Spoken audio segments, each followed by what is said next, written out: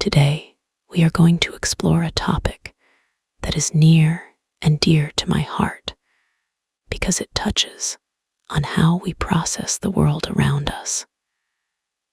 We are going to talk about introversion. Now, when I say the word introvert, what image immediately pops into your mind? Be honest with me. Do you picture a shy wallflower standing awkwardly in the corner of a party? Do you imagine the quiet child in the classroom who is terrified to raise their hand? Or maybe you think of someone who dislikes people altogether. If these are the images that come to mind, you are certainly not alone. Society has painted a very narrow and often misunderstood picture of what it means to be an introvert. But did you know that there is so much more to this personality trait than just social frequency or a lack of volume? Introversion is not a flat, one-dimensional label. It is a rich, vibrant spectrum filled with nuance. By definition, introverts are simply people who need time by themselves to recharge their batteries. They look inward for energy rather than outward. But how that manifests can look completely different from one person to the next. According to fascinating research conducted by a psychology professor at Wellesley College, there are actually 4 distinct types of introverts. These types acknowledge the varied personalities within the introverted community and prove that you cannot simply put everyone in the same box. Understanding which type you are is a powerful tool for self-care. It helps you honor your boundaries, communicate your needs to your loved ones, and stop apologizing for the way you are wired. So, let us take a deep breath and dive into the 4 types of introverts. Which one resonates with your soul? Let us find out. The first type is the social introvert. I know that sounds like a contradiction in terms, doesn't it? A social introvert. But stay with me, because this is one of the most common and misunderstood types. Social introverts are often the ones who fly under the radar. If you met one at a party, you might mistake them for an extrovert. They can be charming, chatty, and genuinely engaged in the conversation. They do not feel shy or anxious in social settings. In fact, they often really enjoy them. They love connecting, laughing, and being part of the group. However, the key difference lies in their energy drain.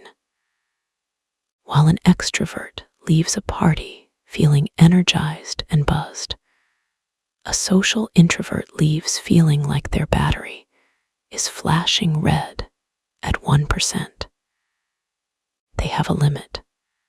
They can be the life of the party for 2 hours, but by hour 3, they hit a wall and physically need to go home to silence.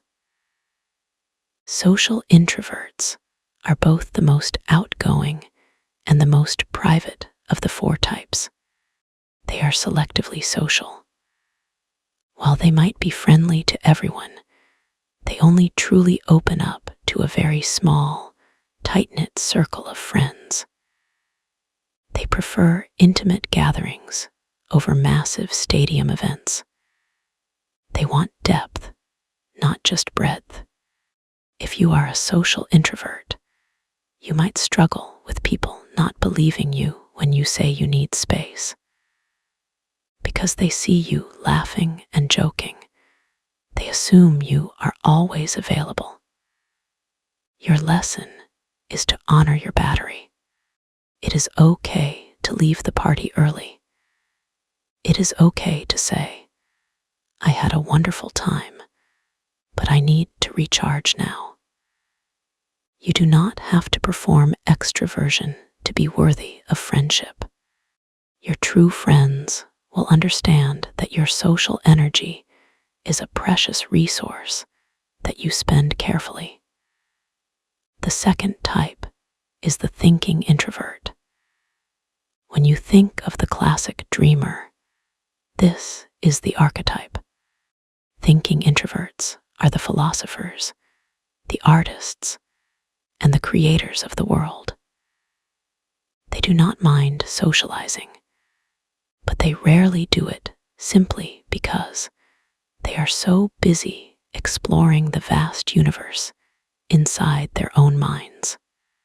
They are often lost in thought, daydreaming about the future, analyzing a movie they saw, or deconstructing a conversation they had 3 years ago. To the outside world, a thinking introvert might seem a little aloof or detached. People might ask, "Are you listening?" Or "Why are you so quiet?"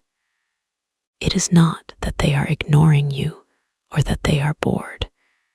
It is just that their internal world is so rich and colorful that reality sometimes pales in comparison. They are highly introspective and are much more in tune with their feelings than the average person. They possess a high level of emotional intelligence because they spend so much time processing their own emotions.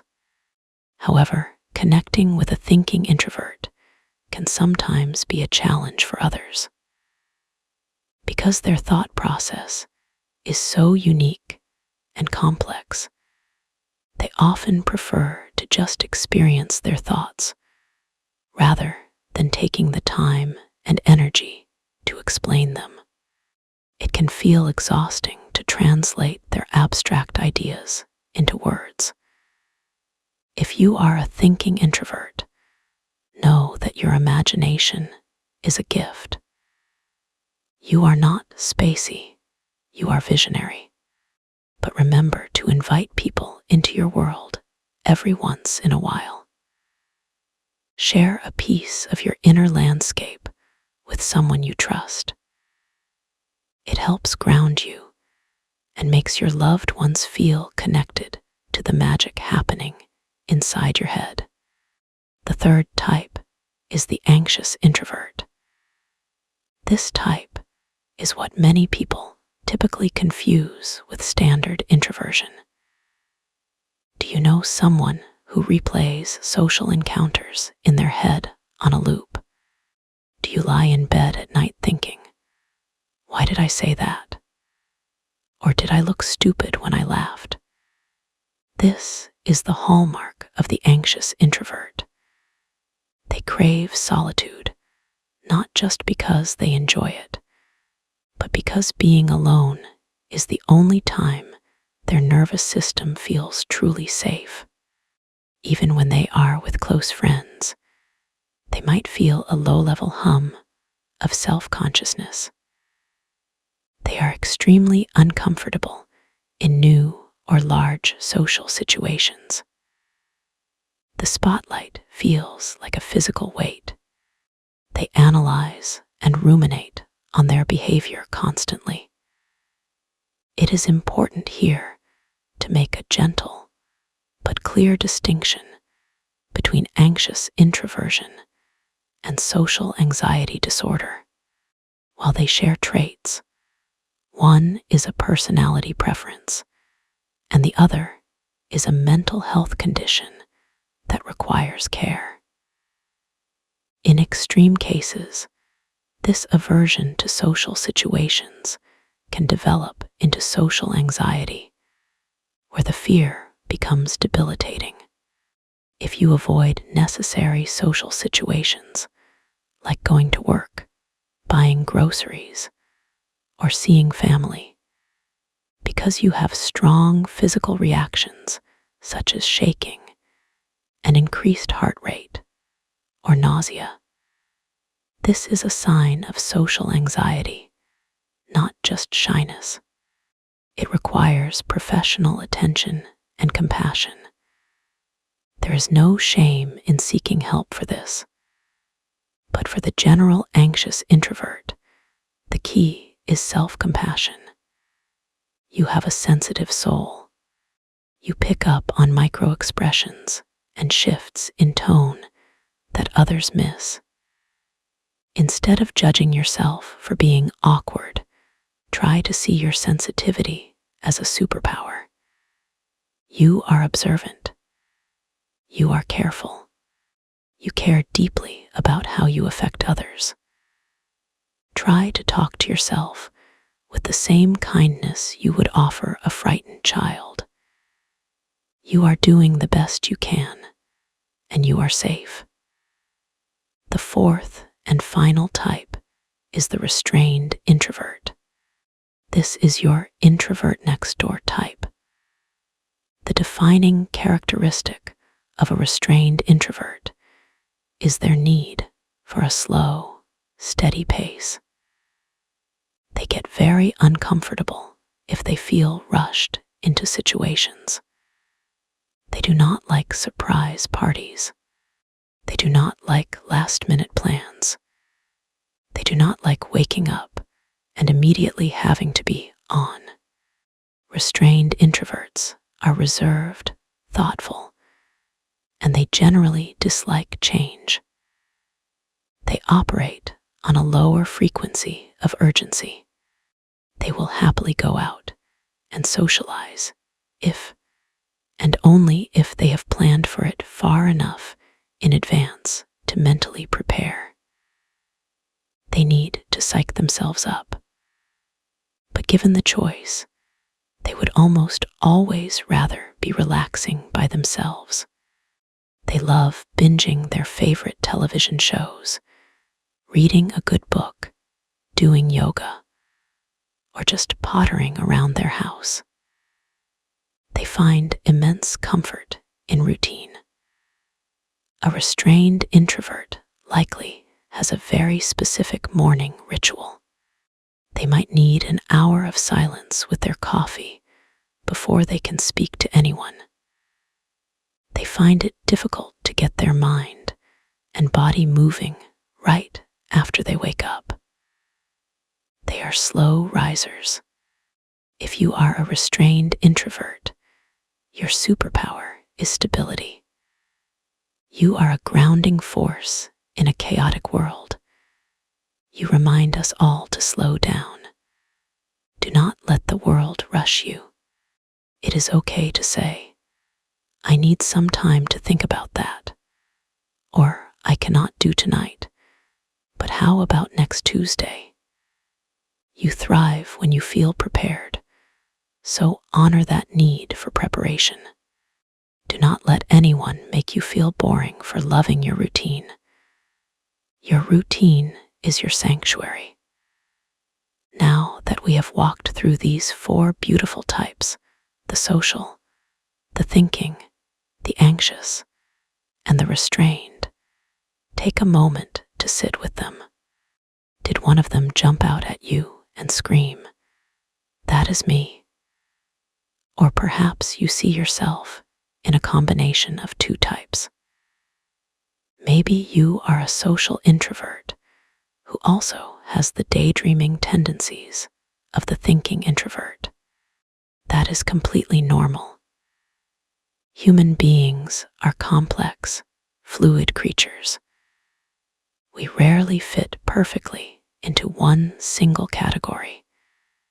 It is also possible that you did not relate to any of these 4 types strongly. If that is the case, you might be an ambivert, someone who balances perfectly in the middle. Or you might lean closer to the extrovert side of the personality spectrum. And that is wonderful too. The goal of this knowledge is not to label yourself and limit who you are. The goal is to give you the language to understand your own needs. When you know your type, you can communicate better. Imagine telling your partner, "I love you, but I am a restrained introvert, and I need 30 minutes of quiet in the morning before we discuss bills." Or telling your friends, "I am a social introvert, so I am going to come to the dinner, but I will skip the club afterward."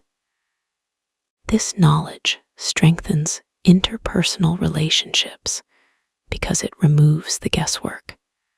It stops you from taking things personally. When your thinking introvert friend zones out, you know they are not rude. They are just visiting their inner world. When your anxious introvert friend cancels, you know they are not rejecting you. They are overwhelmed. We live in a world that often celebrates the loud, the fast, and the bold. It tells us that to be successful, we must be constantly networking, constantly available, and constantly on. But there is a profound power in the quiet. There is wisdom in the pause. Introverts bring depth, reflection, and calmness to a world that desperately needs it. Whether you are recharging alone, getting lost in a daydream, navigating your anxiety, or sticking to your comforting routine, you are adding value to the human tapestry just by being you. I want to challenge you this week to embrace your introversion, whichever type it may be. Stop trying to force yourself into an extroverted mold that does not fit. If you need rest, rest. If you need to leave early, leave early. If you need to dream, dream. Your aura is brightest when you are authentic to your true nature. I would love to hear from you in the comments below. Which of these 4 types did you relate to the most? Are you the social introvert who surprises everyone with their need for alone time? Are you the thinking introvert with a novel being written in your head? Are you the anxious introvert learning to trust yourself? Or are you the restrained introvert who loves a good plan? Share this video with an introvert you know to find out what type they are. It is a fantastic conversation starter. If you found this video insightful and it brought a little bit of clarity to your life, please be sure to hit the like button. It really helps our Happy Aura community grow and reach more souls who need this message. And do not forget to subscribe to the channel for more content on psychology, personal growth, and emotional well-being. Thank you so much for watching and for allowing me to be a small part of your day. Remember, you are perfect exactly as you are. Be kind to yourself, honor your energy, and keep glowing. As we continue to reflect on these 4 types, it is helpful to visualize how they interact in the real world. Think about a workplace scenario. The social introvert is the one leading the team meeting with enthusiasm, but then eating lunch alone in their car to recover. The thinking introvert is the one staring out the window during the brainstorm, only to come up with the most brilliant, creative solution 3 hours later. The anxious introvert is the one triple-checking their email before hitting send, ensuring everything is perfect to avoid conflict. And the restrained introvert is the one who keeps the team organized, ensuring deadlines are met, and that there are no chaotic, last-minute surprises. Do you see how necessary every single one of these types is? We often talk about diversity in terms of background or appearance, but neurodiversity and personality diversity are just as crucial for a functioning society. We need the social introverts to bridge the gap between connection and solitude. We need the thinking introverts to dream up new realities. We need the anxious introverts to bring sensitivity and care to our interactions. And we need the restrained introverts to provide the stability and rhythm that keeps us grounded. If you are a parent of an introvert, this framework is incredibly helpful. If you have a thinking introvert child, you know not to interrupt their playtime when they are quiet. If you have a restrained introvert child, you learn to give them a 5-minute warning before it is time to leave the park, rather than dragging them away abruptly.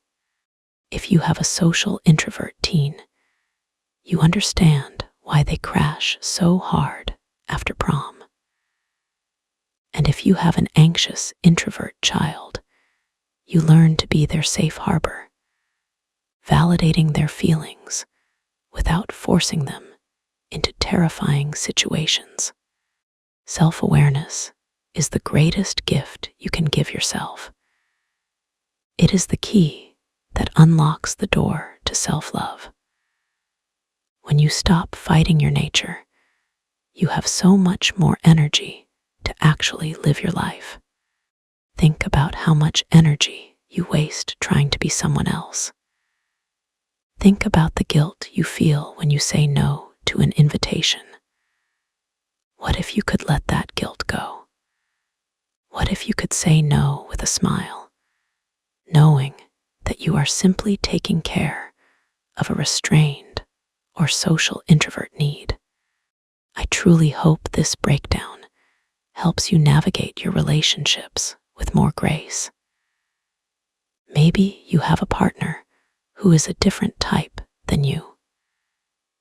Maybe you are a social introvert who wants to go out on Friday night, but your partner is a restrained introvert who just wants to stay in. Instead of fighting, you can compromise. Maybe you go out for an early dinner, satisfying the social need, but come home early to watch a movie, satisfying the restrained need. Understanding is the bridge that connects us. It is also important to remember that these types can evolve.